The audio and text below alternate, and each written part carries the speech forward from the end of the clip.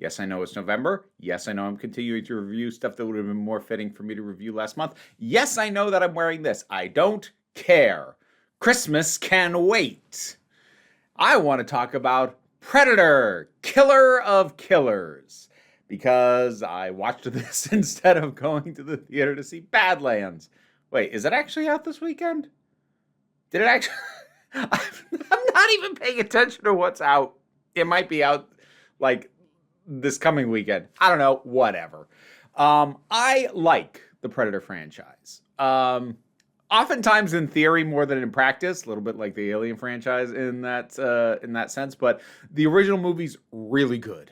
It's really good. Predator 2 is fun. Predators is good.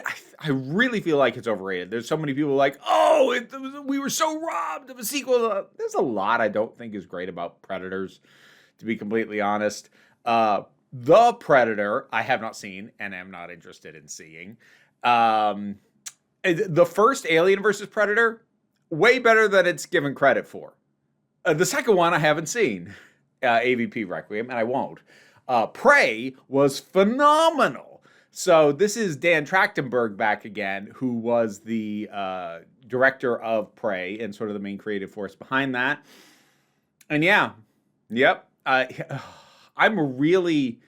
He has a real shot at becoming one of like my favorite sort of low-key directors. Not that like what he makes is low-key, but like his name doesn't get talked about in like the echelons of more auteur-driven people. You know, I mean, forget like the names like Scorsese or Spielberg or whatever, but even like more recent ones like Guillermo del Toro, or some of the folks like that. But like, dude's just real solid.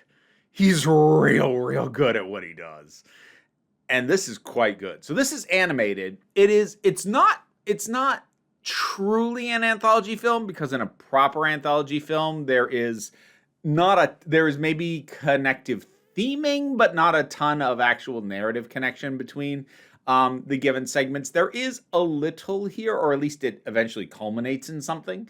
But it is kind of an anthology film dealing with three different sections of history where predators, our favorite mandible face monster, the big game hunter jackasses, because yeah, like, oh, they're honorable. No, they're complete garbage. Like they're terrible. They have like almost no morals. They are not honorable at all, which is something I think Trachtenberg actually gets about them. I think he gets how hypocritical they are, like as far as their culture is concerned, at least from our perspective. I think he really gets that, which I appreciate.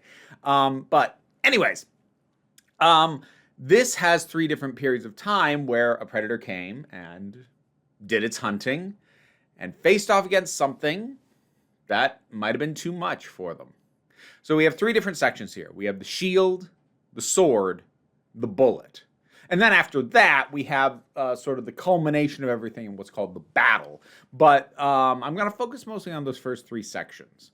So the shield is dealing with sort of Old Norse times. And you have her name's Ursa. I wanted to kind of call her a shield maiden. I don't know if that's actually an appropriate thing to call her.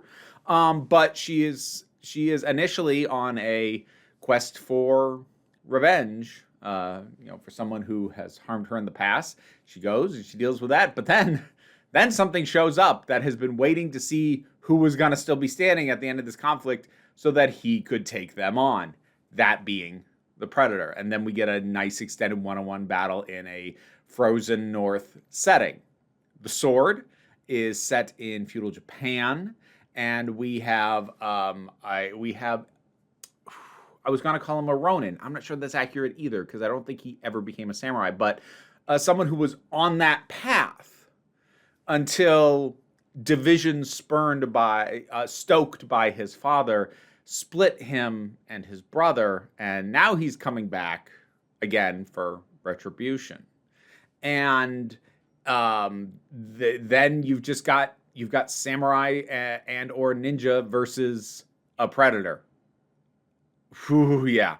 And then the third section, the bullet, is set during World War II, and you have a young pilot, Taurus, and that one's interesting because I think it's the first time. I mean, it's not like the first time we've seen a Predator spaceship. We've seen them before. I think this is the first time we've seen the Predator spaceship used in hunting, because generally they disembark and hunt on foot. But here you have a Predator pilot who is hunting the World War II pilots. And it only just occurred to me that the previous two had kind of been on missions of personal grudges, if not outright revenge. Taurus, that's not strictly the case because he was drafted.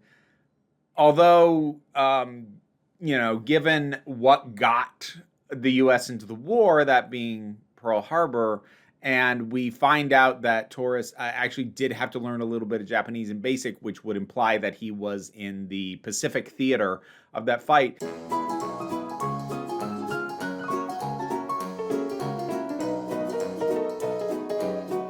Then he was kind of sent out on a mission of revenge on behalf of the country. Little bit of it's a little thin. I don't know if that was intentional, but like that just occurred to me. If intended, that's kind of neat. Of these three sections, they're all good. I think the sword is the best one, and by a bit. And like the worst of these is still pretty good and pretty fun. That being the bullet. There's a couple of things about the bullet. I honestly think they have Taurus talk too much. I know that it's done like a character trait that he talks too much, and I get that. But the thing was, I saw so much amazing visual storytelling done with both the shield and the sword, but especially the sword, where the characters just don't talk very much.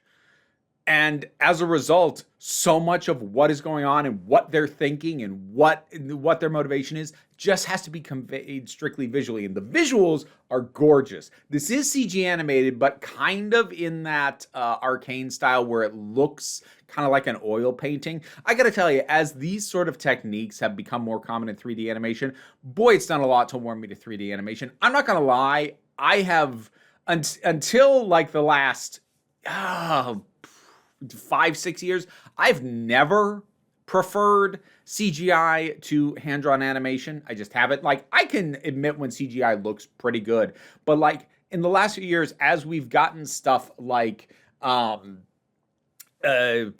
in Boots: The Last Wish and the Spider-Verse movies and Arcane, or heck, even The Bad Guys, which I only saw the first one. I didn't even like it that much, but visually was gorgeous. To see those artistic notions be brought into 3D and generally a move away from trying to make it look as real as possible. Oh, it's so much better. So much better. So this looks great, and the fight choreography is fantastic. But definitely the sword was the one where I found myself continually going, oh, because the hits are so visceral. It's, oh, dang, it's so good.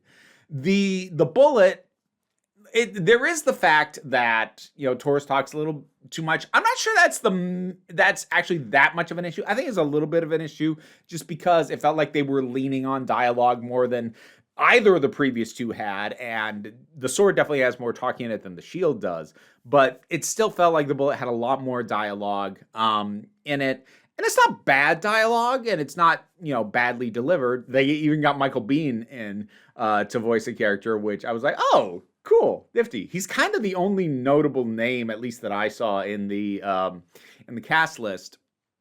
But regardless, I think the other thing is I'm learning over time that while dogfights are cool, I tire of them more quickly. And I'm not sure I can fully unpack why in real time.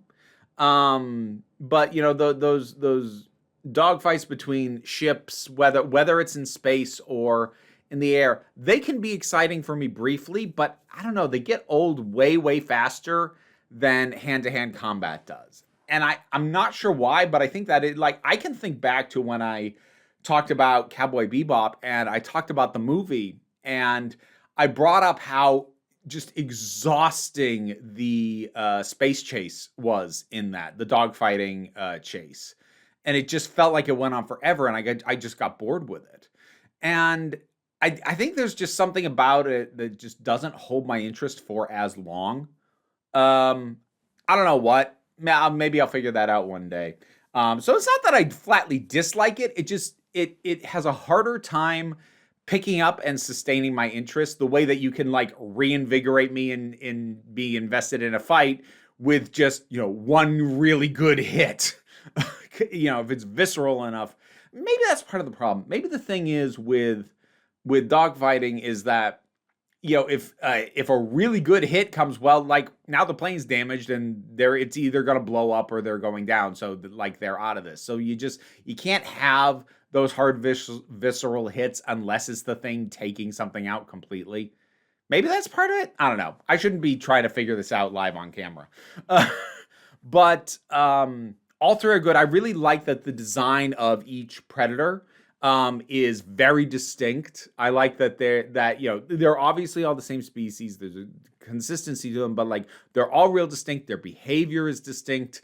Their designs are distinct. I like that a lot. The battle at the end that sort of culminates everything is good and fun and kind of wild. But it ends not quite in a to be continued way, but sort of in a soft, I guess we'll just stop there way, which I don't super mind, like as a general thing. Heck, that's kind of how I've ended some of my own creative works, if you've read my stuff. But at the same time, I don't know, it felt like it should have ended slightly less open-ended than it does. It feels like it either should have been more open-ended or less, which is a very strange statement. Without explaining what the ending is, it's very clear what the next thing to happen, more or less, is going to have to be. But it also is like, and we're done for now. This has not been confirmed to be getting a sequel. I'm not even sure if I necessarily want one, but I feel like the ending would have landed better if either it was a more open-ended question about like, oh, okay, boy, what could happen now? And it just feels like a sea of possibilities of what could happen. Or if they just ended things a little bit more definitively and a little less open-ended and not doing that at all. I think either of those would have landed slightly better for me than riding the middle line like it did.